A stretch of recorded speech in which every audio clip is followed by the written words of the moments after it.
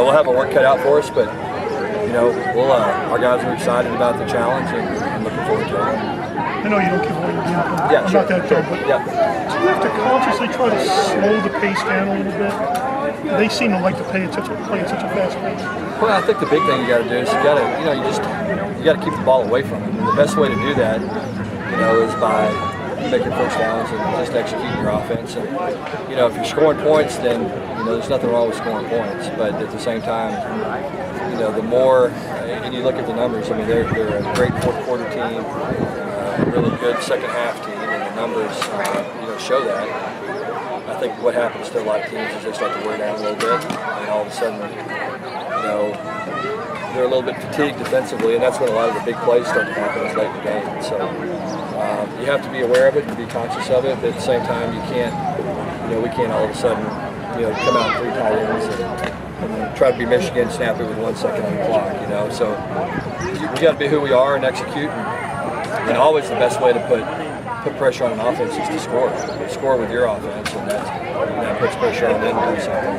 You seem to have a lot against Cincinnati. You seem to have depth on defense.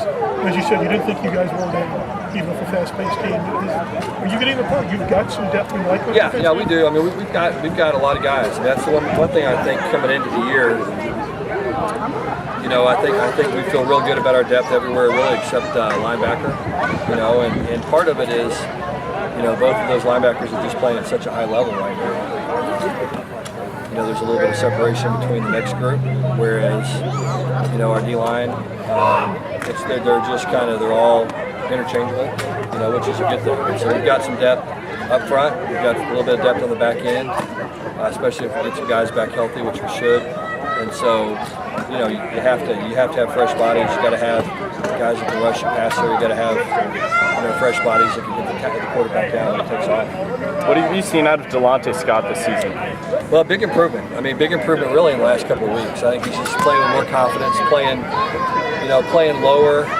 Delonte's a tall guy, and a lot of times when you're tall like him, you'll let people get under your pads some and neutralize your length a little bit. He's doing a good job of playing lower, playing more physical. He's really done a good job with pass rush the last couple of weeks. So, we're going to need him to play well. You mentioned your desire to get some guys healthy. Any injuries you can update? Yeah, I mean, I think Mikael Onu's going to play. I think Rodney Clemens will play. I think that we're still kind of waiting to see on a couple others. I feel pretty good about Chad personally playing, and so I think the old line will be pretty solid. So I think we'll have most of the guys. You mentioned the O-line being a little bit injured right now. How do you kind of balance and kind of figure out ways to work around? Well, it's hard. I mean, it's hard just because those guys. It's so important for them to play together and play on the same page and kind of understand each other. And that's why you're always so hesitant to make moves up front. You don't want to move people from guard to tackle from the right side to the left side because it always hurts their development when you do that. It's a little bit like wide receiver. The worst way to stunt a wide receiver's growth as a player is to keep moving them around. And so, we're trying to get that group set and develop quality backups where, if our starting left tackle goes down, we have a competent backup left tackle, and without having to move, 3 people. So that's the goal in mind, and I think we're getting better. I think Bo Morris really had a good practice today, started practicing better last week at that backup left tackle spot. And if he continues to come on, and that'll give us some freedom maybe to, to spell Chad some and to not have to move Nick to tackle if Bo continues to come on. It's been a couple of weeks since you put Jalen Thomas in, so obviously it's very early for him, but what kind of progress or development have you seen out of him? Yeah, good. I mean, he's really athletic. He can recover. He moves well.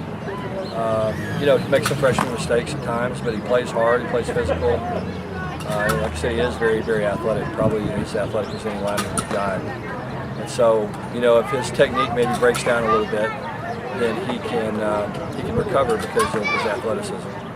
And so what you want is the technique to start to come on and where he doesn't get himself in bad situations.